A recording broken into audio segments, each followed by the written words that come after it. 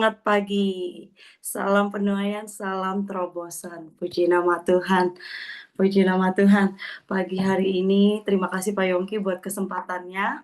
Nah, biarlah renungan pagi pagi hari ini saya beri judul Tekun di dalam iman menjadikan kita sempurna dan utuh.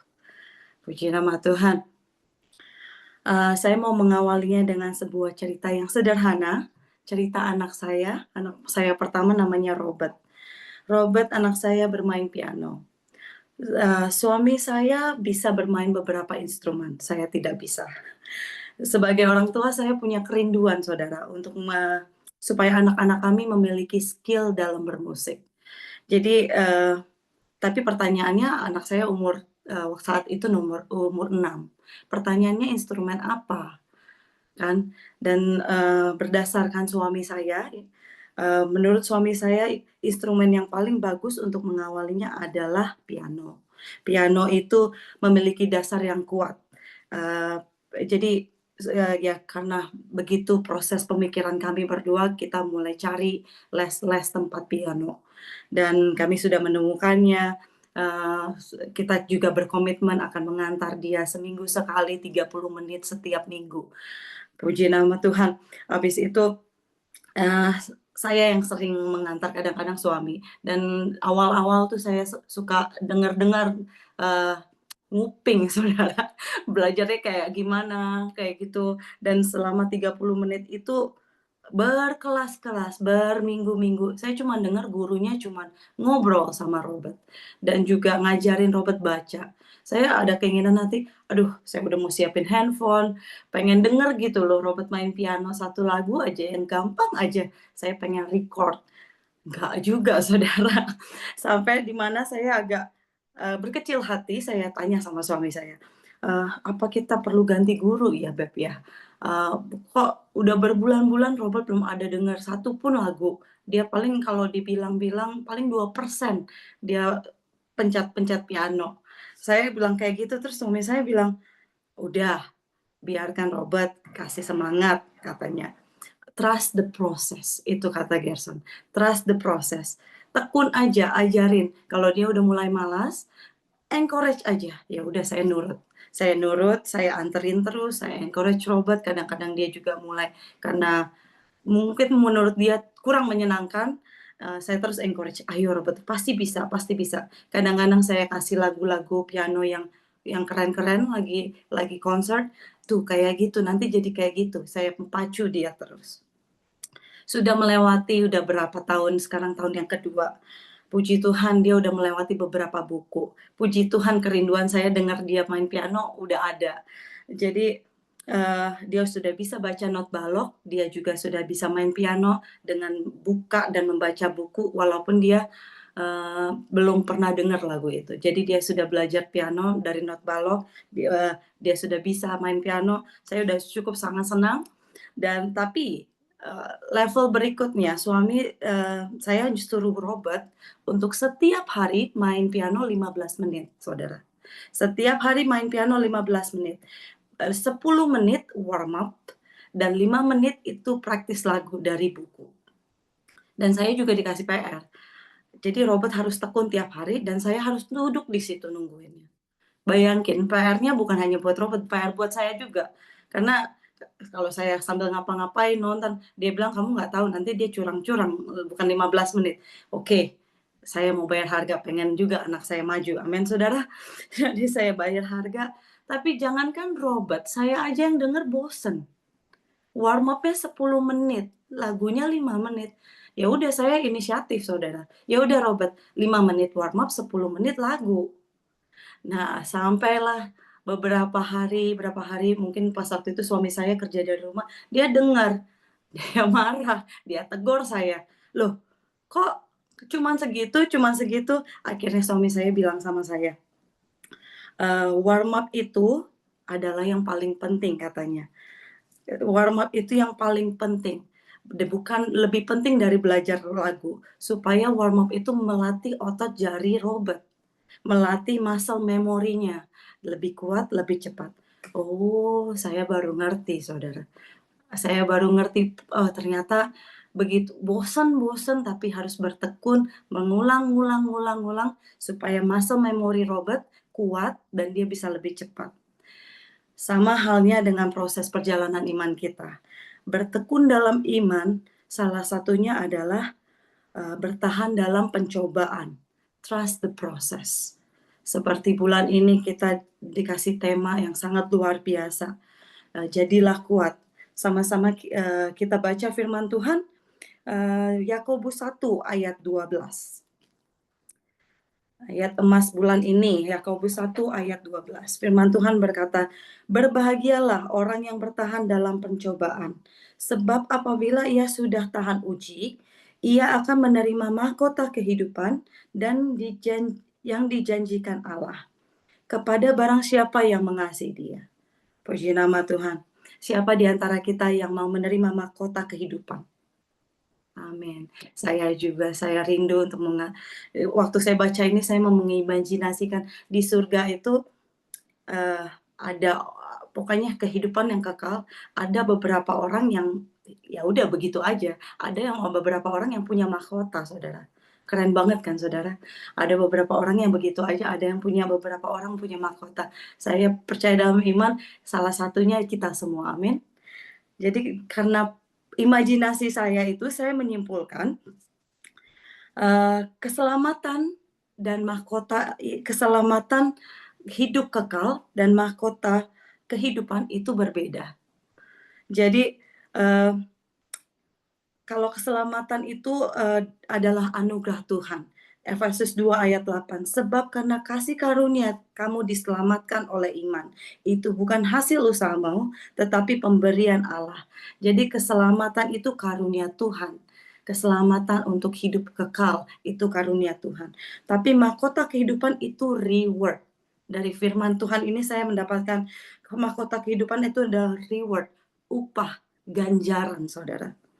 Minggu lalu Pastor Yongki pernah bahas, pernah mention about tentang BMC New York, lahir pelari unggul.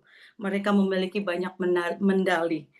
Untuk mendapatkan medali itu mereka ada ketentuan-ketentuan, ada persyaratan kan, Saudara, untuk mendapatkan medali itu. Hanya sama seperti mahkota kehidupan.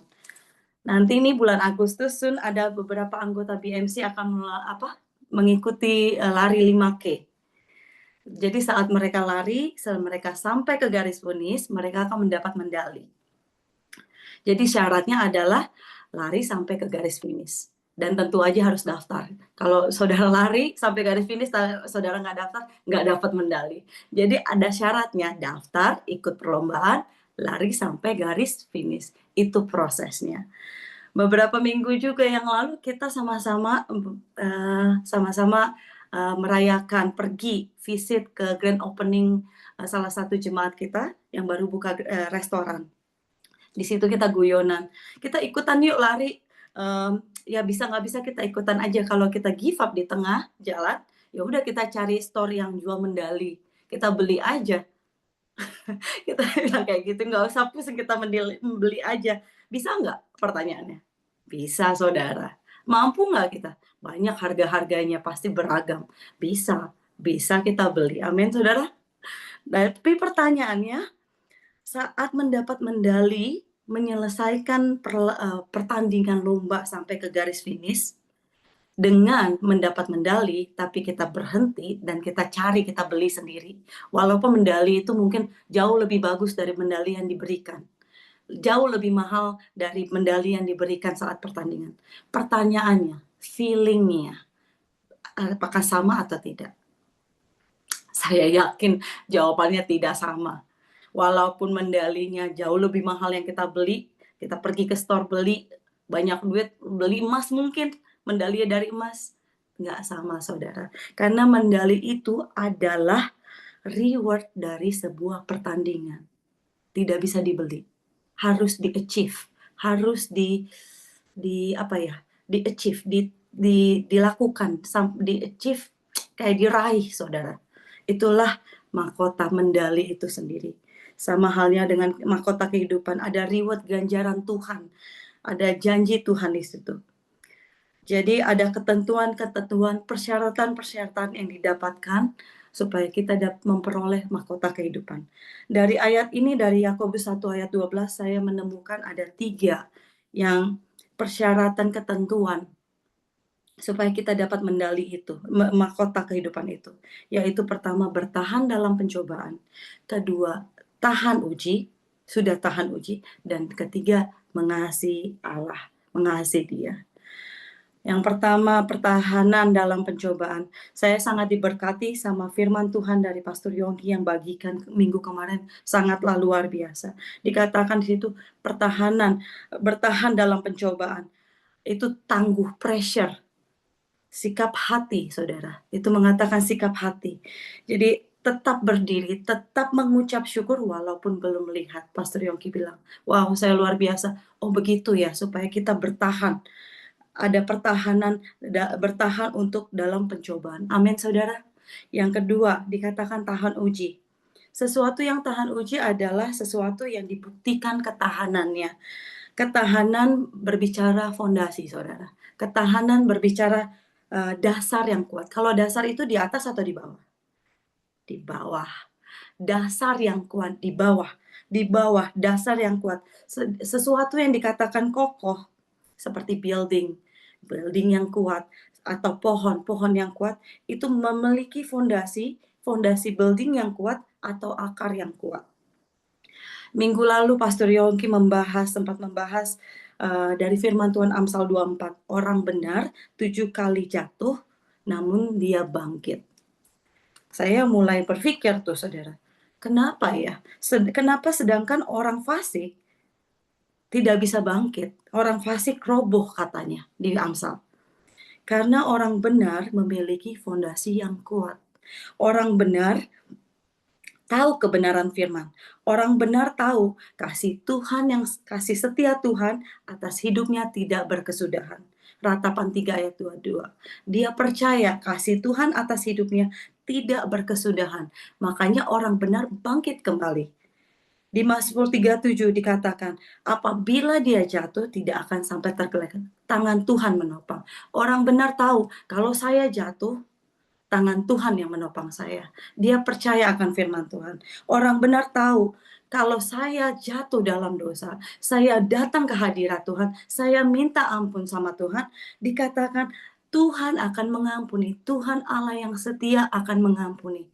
Jadi karena kebenaran-kebenaran, karena fondasi-fondasi yang kuat, makanya orang benar kembali kepada Tuhan dan dia bangkit.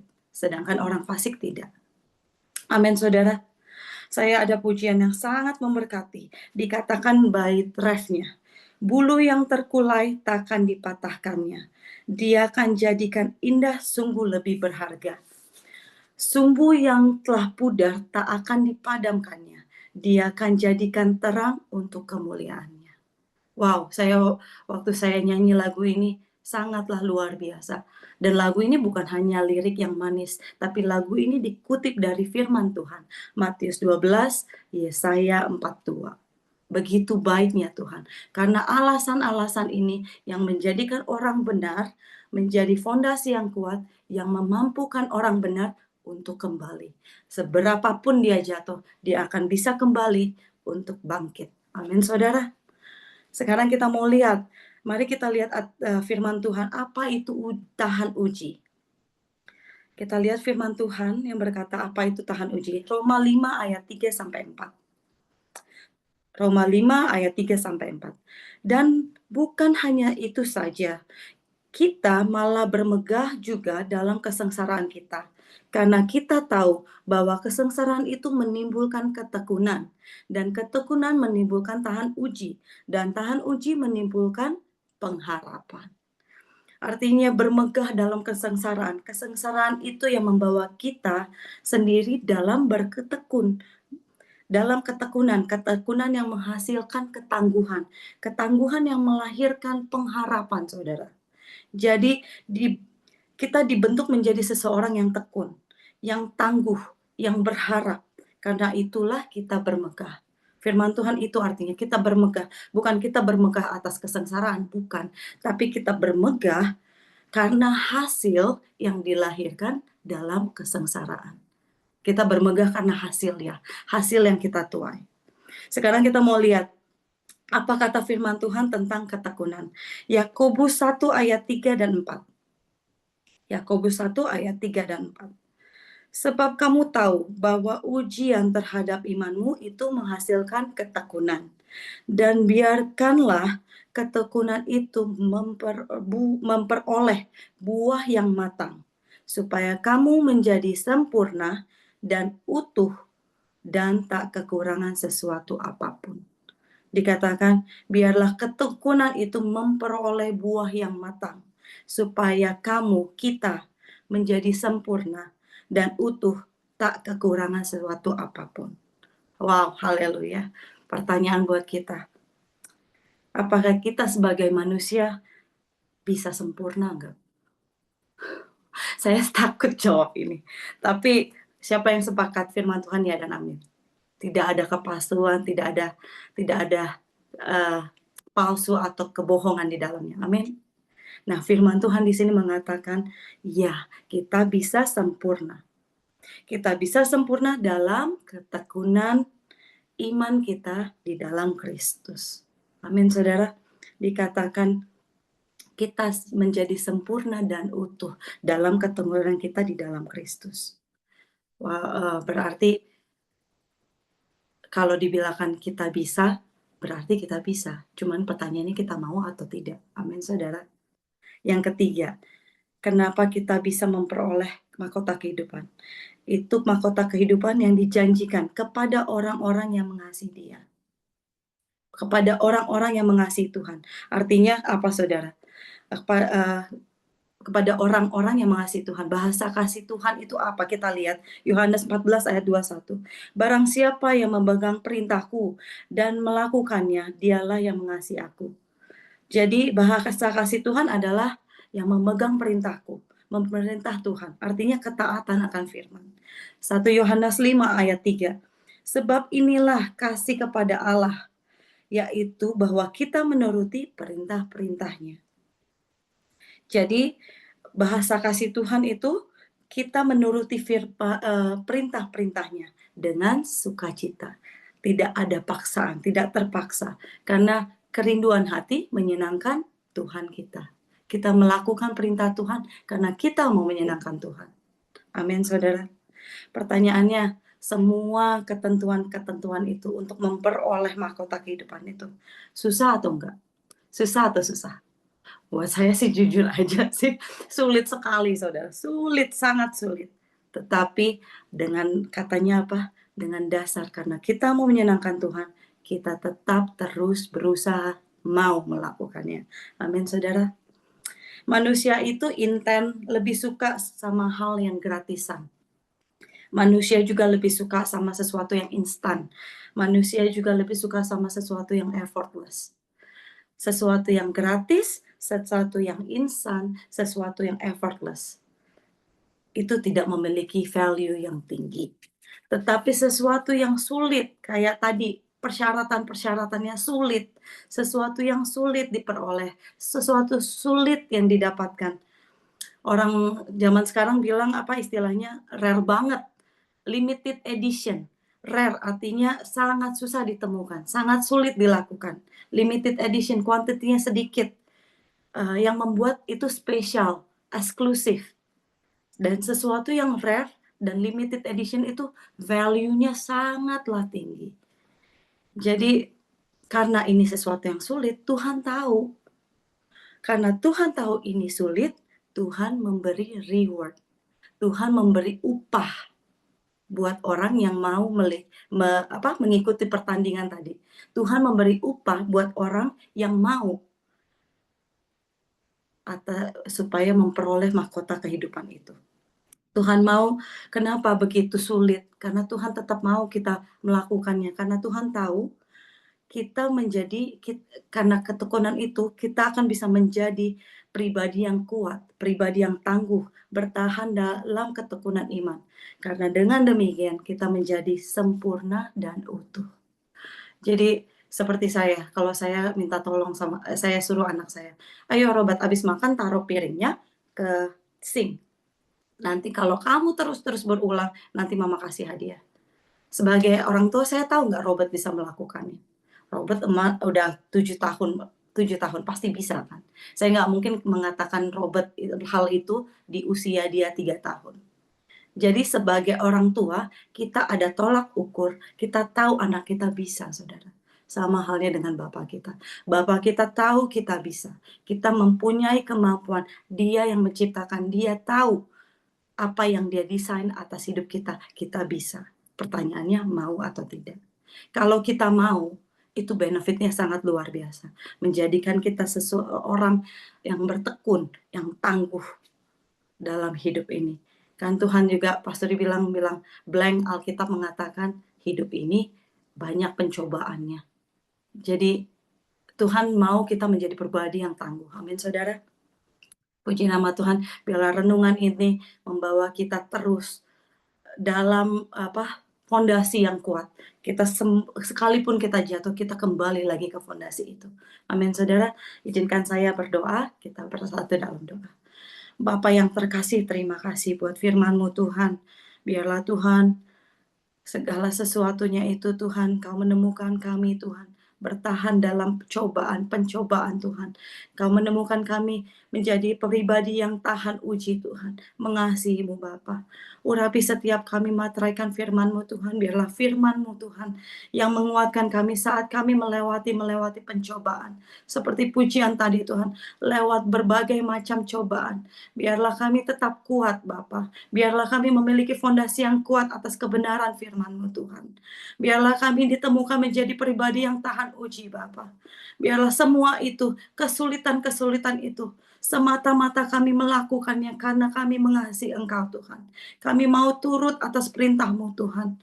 Terima kasih Tuhan Yesus, kami mengucap syukur, biarlah firman ini termaterai dalam loh hati kami, dan saat kami mengalami segala pencobaan, biarlah firman ini menjadi kekuatan atas kami, mengingatkan kami untuk kami menjadi kembali bangkit, menjadi orang benar itu, bangkit kembali Tuhan. Terima kasih Tuhan Yesus, sebentar kami mau beraktivitas, kami serahkan hari ini dalam tangan kasih-Mu yang kuat, perlindungan-Mu sempurna atas kami, perlindungan sempurna atas keluarga kami Tuhan.